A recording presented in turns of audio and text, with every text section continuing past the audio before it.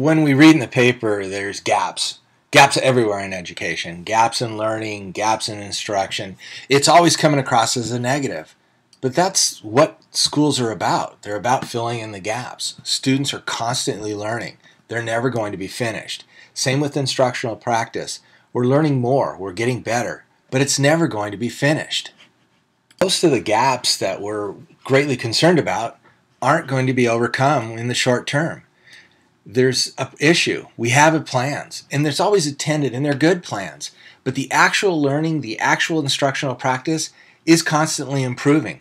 You're trying to close those gaps, but intended and actual don't always match. We need to embrace the gaps. They're good opportunities where everybody can work together. Teachers and site leaders on the same page, helping each other improve. Embrace and love the gaps. Take advantage of them. Build a program around it. Embracing your gaps doesn't mean accepting them.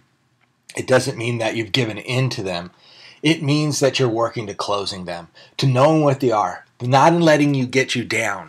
Now here's 4 gaps that are common on school sites. The first is instructional goals. Intended plans are impacted by things outside of teachers' control. You have assemblies, you have a lot of other interruptions that impact time and then make you rechange planning. We know this happens, but for many reasons it's hard to control. If you're a site administrator and you want to help, keep those interruptions to a minimum. And I know that a lot are out there working on it, but what you can do to help, and what everybody, teams and site administrators can do, is learn and know everybody's team and department goals.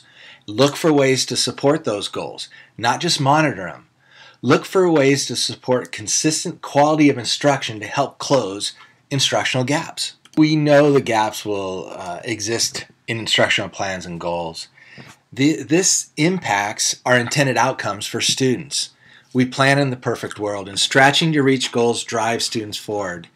Gaps in intended outcomes are built, or should be built, on the concept of learning progressions.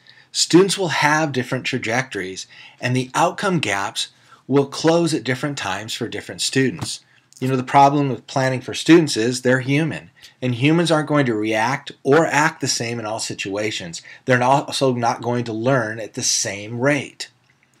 Gaps in intended outcomes directly correlate to student needs. We need to leverage our programs on the sites to help close these gaps. English learner programs, special education, intervention, all working together to help close gaps in instruction, in outcomes, and in student needs. The reality of gaps is that we're not all the same. Different talents, different levels of expertise, and a real tough concept is the difference in gaps in instructional quality. We need to be looking at actual practice within the team, and it makes it much easier if we are doing it within the team if the goal is to improve, not to punish. Providing non-punitive, actionable feedback within the team based on observations, based on working together, creates a more consistent quality of learning opportunities across the team. This also allows for targeted professional development based on current instructional needs. This will help close learning gaps and make the team a better team.